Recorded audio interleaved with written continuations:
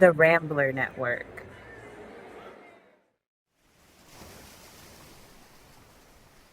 Welcome to the Pacific Coast, where the vast and serene holds more secrets than you could ever imagine. From ghost ships adrift in the fog to unsolved disappearances, we explore the mysteries that lurk along the shore. Join us as we unravel the enigmas that are oddly Pacific.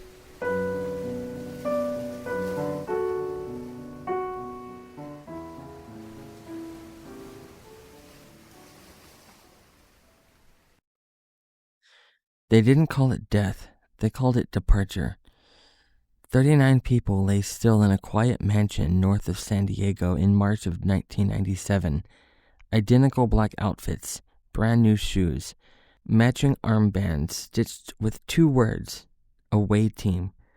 Neatly folded clothes, faces covered, beds made, goodbyes written, computer files labeled.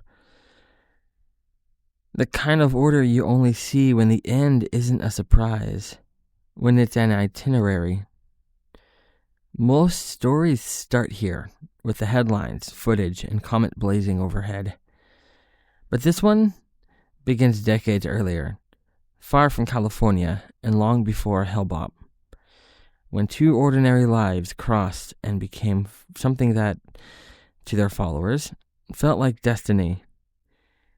This is the story of Heaven's Gate. Marshall Herff Applewhite grew up steeped in church, his father a minister, the hymns of Sunday mornings etching a certain frequency into his bones. He had a gift for performance, taught music and theater, and spoke with the kind of cadence that fills a room. His life was not spectacular. It was ordinary, but inside, something restless paced. Bonnie Nettles was a registered nurse, older, grounded, and curious in ways that made other people uncomfortable.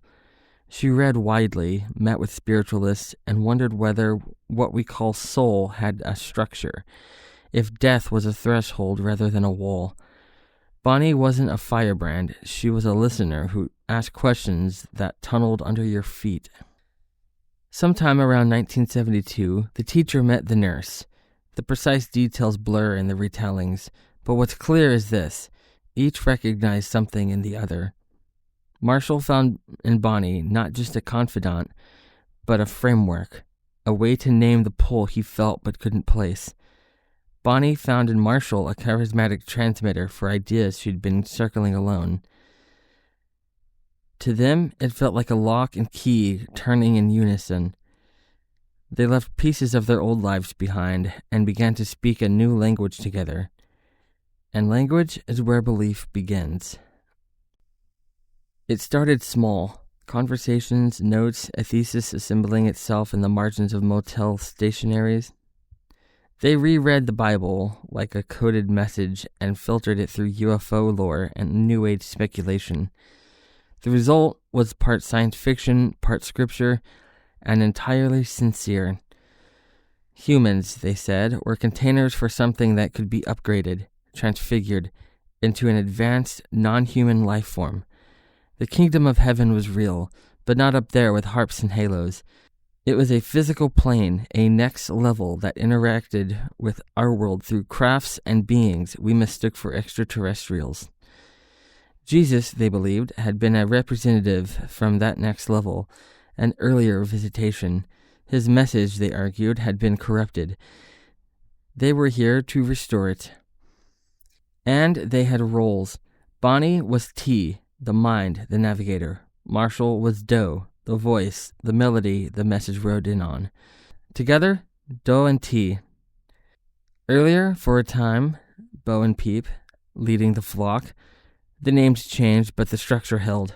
A 2-person core with complementary gravity. They set rules. Renounce family ties, abandon possessions, leave your former identity like a husk. The human body was a vehicle. You cleaned it, maintained it, but did not indulge it. No sex, no drugs, no ego. You learned obedience like astronauts learn procedures, thoroughly, so when it mattered there was muscle memory. In 1975, they began recruiting in earnest, church basements, public parks, library meeting rooms. Flyers promising a UFO 2 with no death and a doorway to the next level. And then something strange happened in a world without social media. People came. They quit their jobs, left homes and families, and vanished into caravans that threaded the American West. One of the biggest gatherings happened in Waldport, Oregon, a quiet coastal town where locals watched, bewildered, as attendees sold belongings and walked towards the tree line with strangers who spoke calmly of graduation, of a craft that would arrive when the class was ready. Parents clutched flyers, reporters scribbled questions. The group, unfazed, continued north, south, inland. California, Colorado, New Mexico, a camp of tents at the edge of towns. A cluster of borrowed houses, always moving. This was not a death cult in 1975.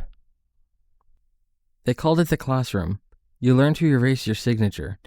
Identical haircuts, identical clothes, gender-neutral names. You learn to speak in a syntax that sanded away attachment, vehicle for body, fuel for food, and next level for heaven. The older members for T and O. The world outside became the human kingdom. Language reorganized reality. It's easier to walk away from something when you rename it. The class kept lists for everything. How to fold a towel, how to brush teeth without splashing, how to make beds with a precise angle at each corner. Perfection wasn't the point. Sameness was.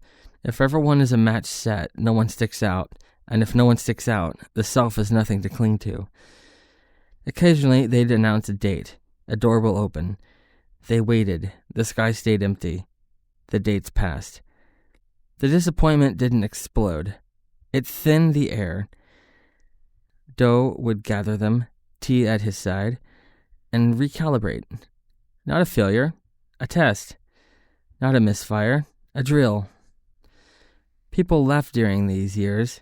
Some slipped away quietly, others were asked to go. Yet a core remained, people who'd learned to breathe the group's oxygen. They had severed ties, reshaped their days, learned to mirror each other's movements until individuality felt like static. Outside, they were drifters. Inside, they were crew.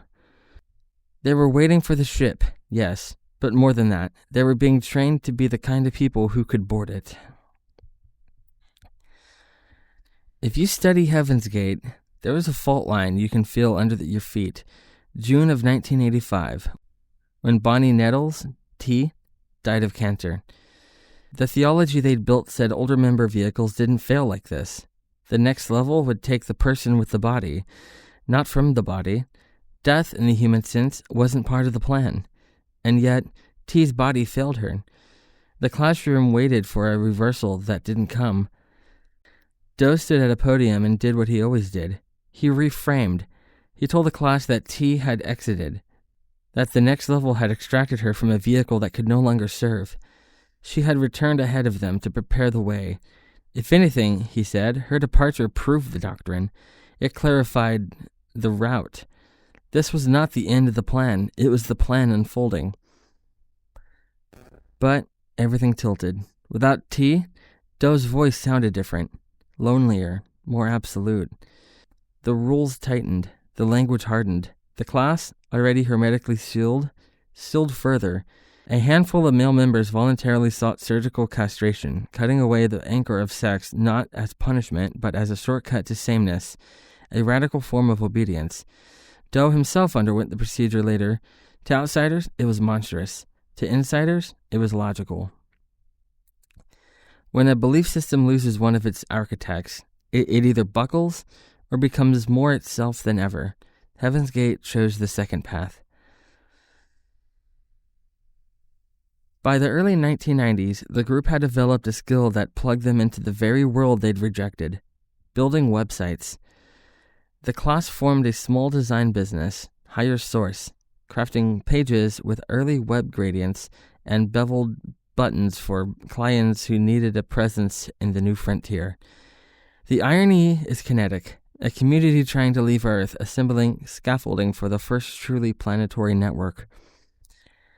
Their own site went live too, an austere portal of text and clipped graphics explaining the classroom, the next level, and the process of overcoming human conditioning. Their tone was not ranting. It was patient, bureaucratic, almost customer service. Here is what we are, here is what we expect, here is the door, should you be capable of seeing it. They rented homes under assumed names, moved in quiet circuits through California and beyond, kept in strict routines. Members wrote family now and then, with calculated calm, careful not to spark or rescue. The outside world thought Heaven's Gate had dissolved in the 80s. In truth, the class had become invisible. Not vanished, but hidden behind blinds. Doe made videos, sermons delivered into a lens with that musical, insistent cadence. He looked older now. The eyes that once scanned the room for T's confirmation stare directly into the glass. He spoke of timelines shortening, of an approaching opportunity, of the class being near graduation. And overhead, an object from a long ellipse returned to Earth's sight. Hale-Bopp Comet. Astronomers tracked Hale-Bopp's approach for months. Tabloid radio and French newspapers added a doomed coda, a rumor of a companion object, a craft trailing in its wake. Doe seized the narrative like a rope thrown from a ship. The timetable that had floated for decades suddenly had a hook. If you've ever planned a big move, you know the feeling. Lists multiplying, possessions pared down, final calls made, documents printed and labeled. The classroom applied the same logistics to departure. They ordered matching clothes. They stitched away team patches. They updated the website with clear, almost courteous notices, where to look if they were gone, how to understand what had happened, who might be knocking at the door to misunderstand it. They rehearsed, not the dying, the discipline surrounding it, cleaning protocols, kitchen duties, computer backups, a last photo session, faces calm.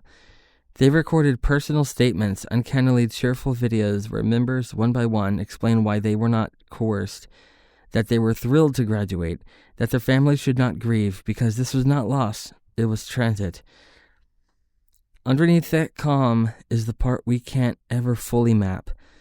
How it feels to stand in a room with people you've synchronized your heartbeat to for 20 years and agree on the exact hour the metronome stops. Santa Fe is quiet at night, the kind of quiet that swallows sound. Inside the house, on that cul-de-sac, the class divided the exit into waves. It was methodical, a mixture prepared, a toast shared, a bag placed, a bed made. The next wave cleaned up, wiped counters, tucked in sheets, adjusted a hand for comfort, removed a glass from sight, then repeated the ritual themselves. 3 nights, 39 people. No chaos, no panic, just a schedule. Joe went in the final wave. The teacher tidied after his students and lay down where they could see him when the investigators arrived, still directing the scene with the neatness he demanded in life. The sun rose on March 26th, and the world learned a new phrase, Heaven's Gate. Reporters arrived like birds. The house became a maze of tripods and flashbulbs. That calm, final order lit for grotesque inspection. It's easy to make a spectacle out of anything that extreme. The internet, young and hungry, did what it does. It echoed, gawked, memed, filed away, moved on. But if you've made it this far, you know the truth.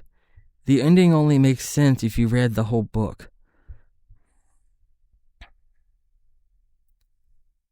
What happened in that house wasn't an impulsive leap. It was the last page of a manual written over 25 years. If you only look at March 1997, Heaven's Gate is incomprehensible.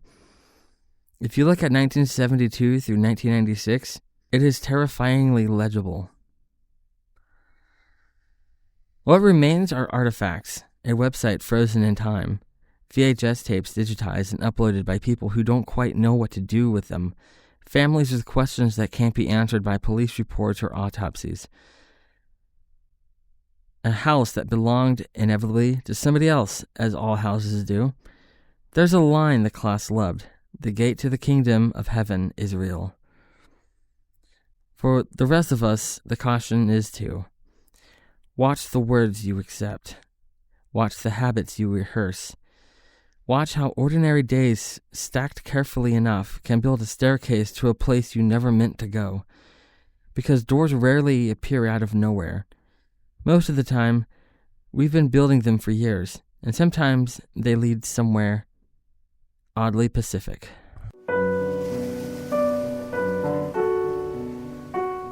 If you have any theories or thoughts on this or any other story I cover, I'd love to hear from you. Reach out on social media at Rambler Network on Instagram and X, or visit ramblernetwork.com. Intro and outro music is Oceanus by Flat Sound Works from pixabay.com.